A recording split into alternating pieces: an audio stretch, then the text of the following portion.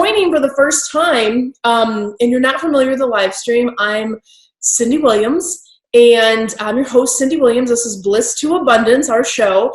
And my purpose in life is to inspire and motivate others to follow their bliss into abundance.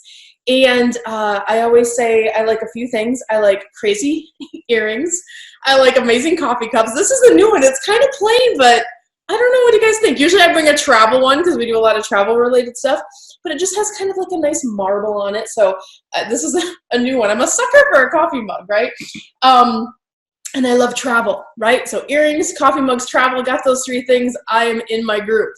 But every week we do a live stream, and we try to bring topics or interviews to y'all that will inspire you. And today we're going to be talking about failure and the fact that really failure is not the enemy.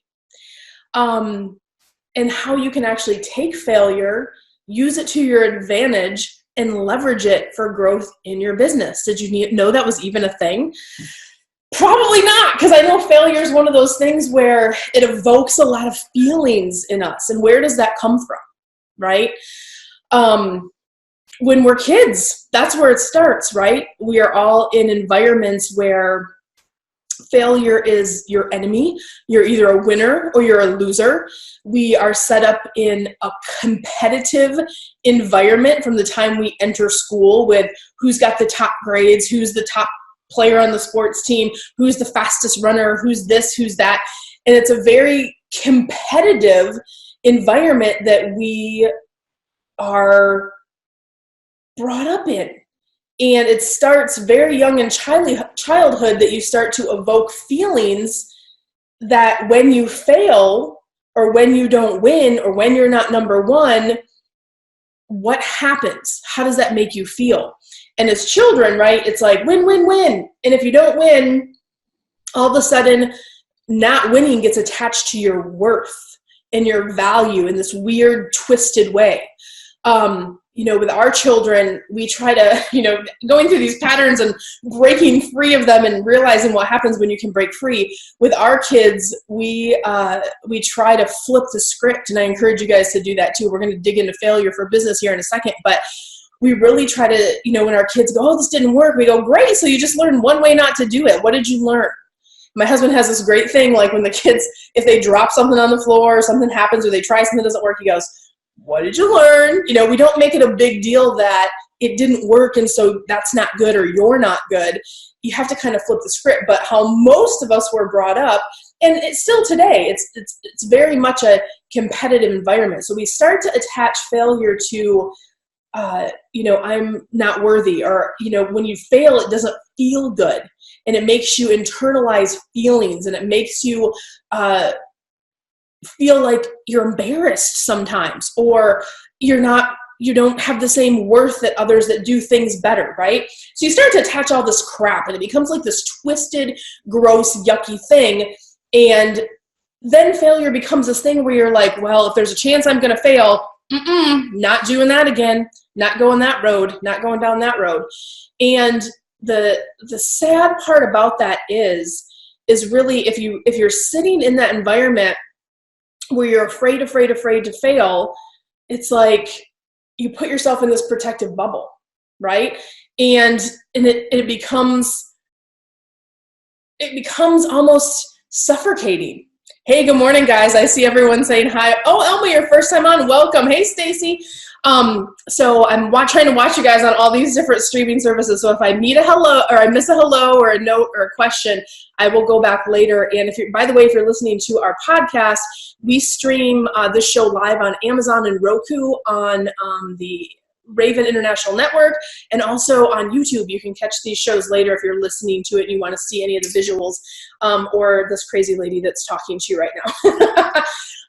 But anyway, back to, when we're kids, you end up in this cycle where you're not trying, or you don't try unless you feel like the odds are in your favor. Like, unless I'm sure it's going to work, I'm not going to do it. So essentially, what happens is you keep yourself in this safe little bubble.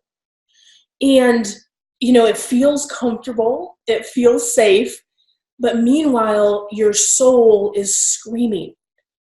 because dreams, the big stuff, the juicy stuff, it can't flourish in the bubble. You can never get to that big space, right? Like dreams require space. They require risk. They require stepping outside of that comfort zone. So that's the problem when you're in that bubble and you're in that space and you're avoiding failure so much that it is holding you back from making decisions that could change your life, that could help you access your dreams, that could help you step into a new reality. And you can never really get to the good stuff, right? So the way that I think about it is like expansion and restriction, they cannot coexist. You're either here in the bubble or you're in a place where you're open to expanding the next thing, the open thing, the big thing, allowing your dream, your vision, your thing to have space to breathe. Because over here in that safe little bubble where you're not going to try anything new and you're not going to risk anything and you're not going to step out in the fear of failure, you're never going to get to the juicy stuff. You're never going to get to the good stuff. You can never get to that state of expansion where really your dreams can take flight and can grow, right? So you have two choices at that point where you realize you're there, right? And if you're in that space, like there's no judgment. We've all been there. Like this is safe. It feels fine. It feels good. But if you have that little voice in the back of your head, you have that little calling, you're in that season of I'm meant for something more, that season I've always wanted to do X, Y, Z, or that season of, if I wasn't afraid, I would fill in the blank. 9 times out of 10, that's what you should be doing with your life. But the fear and staying in the bubble is holding you there, right? So you have a couple of options. You can stay in the bubble and have this illusion of safety, but really you're stuck in the bubble, right? Or you can get good at failing. Oh my God, did I just say that? You can get good at failing. Cindy, are you crazy? Have you lost your mind? What was in your coffee this morning? Yeah, I said it. Like it's the secret that entrepreneurs know. No one gets to, high levels of succeeding their dreams, creating amazing things that happen, being an innovator, being an entrepreneur without having road bumps. It doesn't happen. It doesn't just unfold perfectly for everyone, no matter who you are. It's in the failures that you grow. It is in the failures that you learn what not to do. It is in the failures that you will start the expansion process. So I want to share a secret. Entrepreneurs know if you fail often, you succeed faster. That's a new quote. I don't know if anyone's ever said that, but I'm gonna trademark that. If you fail often, you will succeed faster. I'm gonna tell you an awesome story from my real life. So when I was in college, and a lot of you know, like I majored in theater and minored in business, but my real love was theater, like coming out of high school. And when I in high school, I had a pretty good high school experience. Like I was in musical theater, and like my freshman year, I was cast in a great role, and I had all these great roles the first 3 years. And then my senior year, I was kind of devastated because normally your senior year, like you get one of the 2 main parts, and I had big parts all the way through.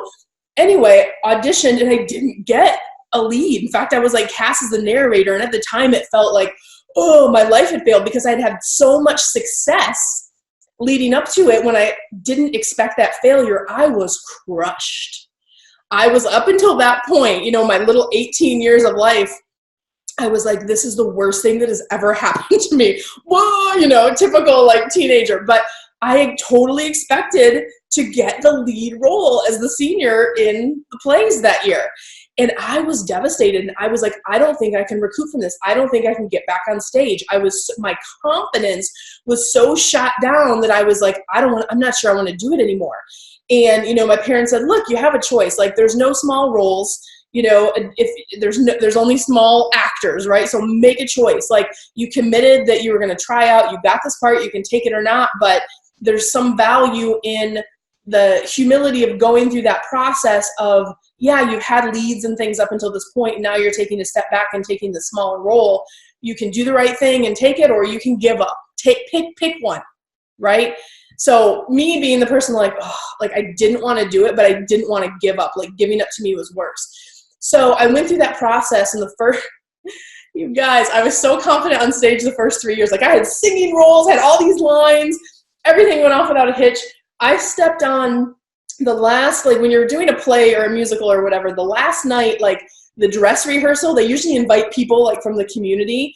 And that's what we did. And when I stepped out into the stage and the lights hit my eyes, I froze. I freaking froze. Like it was like, and this is, you know, I know a lot of people don't like public speaking, but like being on stage is my thing, you know, having been through all those plays. And I was like, oh my God, I forgot my lines. And I said the first 2 lines and I froze. And I went to the last line of this giant dialogue I had. And it was horrific. Like, I was like, I don't know if I can do, like, my confidence was just shot. But the next night, I got on stage, I got through it. I got through the next 3 nights of the run of the show and done. And then at that point, I had another choice because I'm a senior, so I'm going into college. And up until that point, I had loved theater so much, I just thought that's what I was going to do the rest of my life. And then I didn't get that part, and I was like, oh my God, maybe this isn't for me. But I made a choice. I said, look, I'm going to go forward. I'm going to go into the college environment, and let's see what happens. So my first week, you know, I'm signed up for all my theater classes, and there's a fire in me. Like, I had this horrible thing happen. I'm going to overcome it. And what does the director, the teacher say day one? He's like, all right, look, here's how it's going to work in the semester. You are going to go out and you're going to go to 10 auditions every single month until you get a part. And he's like, you're not going to get most of them. You might not get any of them.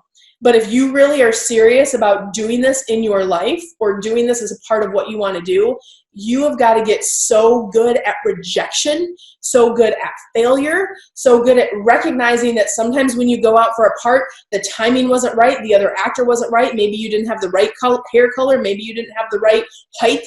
There's a million reasons why you don't get picked. Sometimes it's not your talent, but you need to build up this endurance to fail. Otherwise, you will never make it in theater. And I thought, oh, awesome. This is going to be fun, right? So this is going to be like a repeat times 1,000 of my senior year. So what did I do? I went out audition after audition after audition after audition. And guess what happened? I didn't get stuff. Because now I'm auditioning for stuff in the city. It's not my little high school, right? It's the local community theaters, the civic theaters, everywhere that had an audition. I had to run all over town. But after a while, and I'll never forget, like the first one wasn't a small part. The first one I got cast in after dozens of auditions was Mary Hatch from It's a Wonderful Life. Do you guys remember the old Jimmy Stewart movie? I got a lead role. Holy shit. I was worthy. Like, I was fully redeemed at that point. Like, okay, high school, I had to go through all these failures, but then I got a lead role. And after that, it was crazy. Like, I had the routine down. I knew I was not going to get everything. I knew it was about consistency and endurance and showing up and giving my best. And sometimes you got it and sometimes you didn't. And as I did plays and musicals and all that stuff, I got better and I got better and I got more parts and more parts. And then I got Caval in Cowboy Mouth. I got the lead there. I got into Shakespeare in the Park Theater. And then I got auditions for commercials, and it was like, woo! It was like all this stuff was happening, right? So, but the path to get there was like failure after failure after failure. And it's the same thing in business, guys. It really, really is. If you don't give yourself permission to fail and permission to try, it will never happen. It just won't. So what can you do? I'm going to give you a couple of my favorite pointers. The first thing, I think, stop equating failure to your worth. You know, just like with the theater scenario, you know, Mr. Sobolski, Actors Theater, Grand Rapids, love him so much. He said, look, sometimes it's not your talent. Sometimes it's not the right timing. It's not the right height. It's not the right whatever. Don't take it personal. Like, you got to let it roll off your back. You get your monologues ready and you go to the next one. You go to the next one. You go to the next one. And eventually you are going to have some success, right? Because you're either going to get a part or you're going to learn something that helps you move on to the next thing. The other thing is really start to see your failures as a necessary part of your growth. You cannot grow unless you are failing. I know that sounds crazy, right? You cannot grow unless you have to fail to learn what not to do. You have to fail to get better. Think about if you guys have kids, you know this. Like keep trying. You're encouraging them, and then you don't apply that same process to your business or to your own mindset. So understanding failure is part of the process if you want to grow. I love the Nelson Mandela quote. It's one of my favorite quotes. I never lose. I either win or I learn. Nelson Mandela. I either win or I learn. It's not a failure. It's a learn. It's a what did you learn and move on. Giving yourself that space to fail and get better, giving yourself permission to know that there's going to be failures along the way only makes you better. Hey, Bridget. I see you guys saying, hey, Angela. Hey, Sandy. Welcome. So the only thing with failure is, and the best advice I can give you is, as long as you get the lesson, it's not a failure.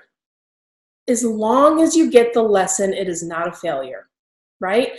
And by the way, the real time you only fail is the time you stop, the time you give up, the time you go, you know what, I'm throwing in the towel. That's the only failure. If you keep at it, you will get there. So I'm going to encourage you guys to really lean into your purpose, follow your bliss, whatever that is. If travel is your thing, then reach out to us at Careers on Vacation. That's what I do all day long. I teach people how to get their travel businesses supersized, get your mindset in the right place so you can operate like an entrepreneur and expand your business to whatever crazy heights that you want to grow it to. And I want to leave you guys with a quote. So this one is from John A. Shedd. A ship in harbor is safe, but that is not what ships are made for.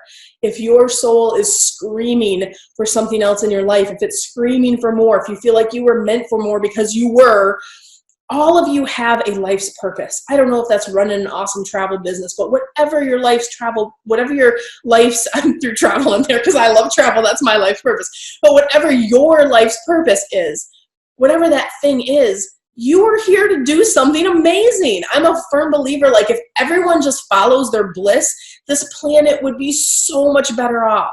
So whatever your thing is, I want it to sit with that today. Recognize that there's going to be failure. There's going to be problems. Wake up and eat the problems for breakfast. Know that's part of the process to get better. The quicker you get to failing, the quicker you're going to get to succeeding. So I'm going to leave you guys with that today. As always, I wish you so much love, so much abundance. Thanks for watching. Click the little CTR that you're catching the replay and finding this content valuable. And you guys have an amazing day. We'll see you next week. I love you so much. Bye, guys. Meg loves to travel. She's tired of her stressful job and wishes she could have her own travel business. Meg heard travel agents get amazing discounts and work from home or while they travel. This sounds perfect, but Meg has no idea where to start. Meg is worried she will fail because she's never worked in travel, and launching a business is overwhelming. That's when Meg found Careers on Vacation, which taught Meg everything she needed to launch her portable, profitable travel business. Meg got to work with industry expert Cindy Williams and the Careers on Vacation team to launch her travel business in just weeks. Now Meg is helping families book dream vacations, earning amazing commissions, and traveling the world. Meg is so grateful she found Careers on Vacation.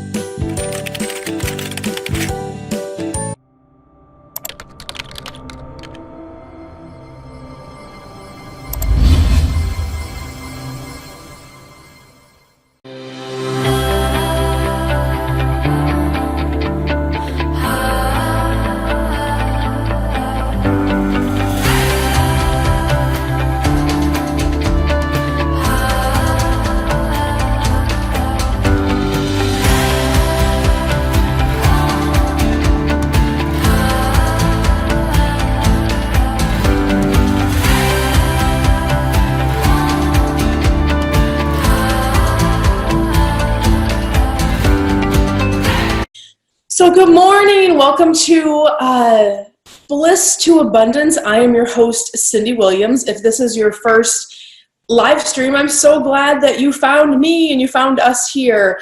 And my mission and purpose in life is to inspire and motivate people to follow their bliss into abundance. And mostly that's through travel, because that's what I know, that's what I love, that's what I have a passion for.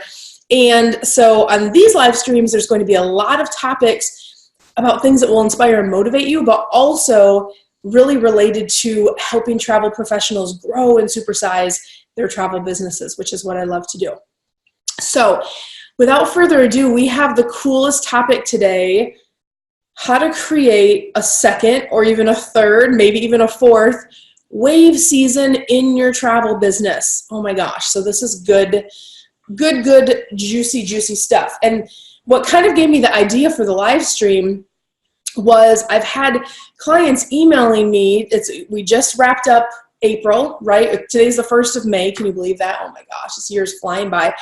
And I received 3 or 4 emails last week of, Cindy, I had the best month ever. Cindy, I hit my highest numbers ever. Cindy, I can't believe we're out of wave season, and I actually had a bigger month using some of these strategies that you've taught us. And I'm just like, wow, this is amazing. So, but it reminded me, like, when I had that switch in my businesses of like, how transformational that was to realize you don't just have to depend on wave season to carry you through the whole year. Because if you're doing that, your income is inconsistent, there's gaps. And so anyway, I want to back up for a second. And the first thing I want to talk about is like what we're going to cover today. So 1, how to create a second, maybe third, maybe fourth wave season in your business. Why it's so important to have consistent lead flow in the travel world and in your business, and how that will transform your travel agency. And 3 things that you can do today, right now, to really get started on how do I create another wave season in my business, okay?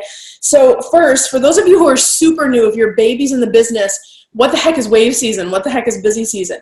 So wave season traditionally is the first part of first quarter of every year.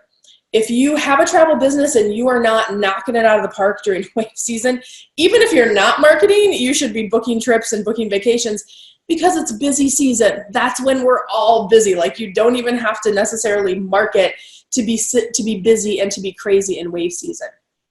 So that's what busy season is, or what we call wave season in the industry. And a lot of people who run hobby businesses, and no judgment, a lot of people just love to have their other job and have their travel business on the side.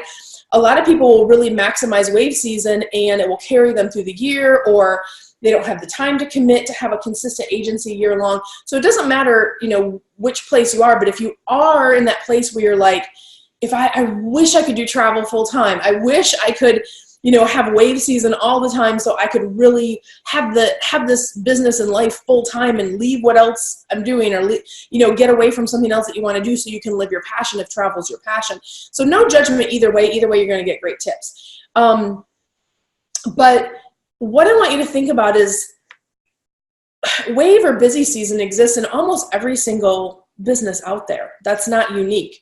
So let's take a non-travel example for a second. So restaurants, right? Restaurants are busy on Friday and Saturday. Like, you're going to have to wait 30 minutes. You're going to have to wait an hour if you roll up and like, I want to have dinner at 6 o'clock at the best restaurant in town. Restaurants don't advertise to fill seats on the weekend. Why? Because they're already busy, right? So that's the same thing for us for wave season. So what do restaurants do? They have your kids eat free on Monday, Tuesday, or Wednesday. They have promotions. They bring in a clown or a mime. They have different things that go on to fill their seats and to build their business when times are slow. So conceptually, it is the same exact thing for our industry. What are you doing to fill seats, to drive leads, to get more business when your agency is slow? Which, unfortunately, for most agencies that are not marketing, that can be 3/4 of the year. Like, you can't run a sustainable business. You definitely can't do it full time unless you have lead flow coming in on a regular basis. So just addressing that from a business perspective, not an emotional perspective, if you can fix that, you can fix your business. So such a cool topic. So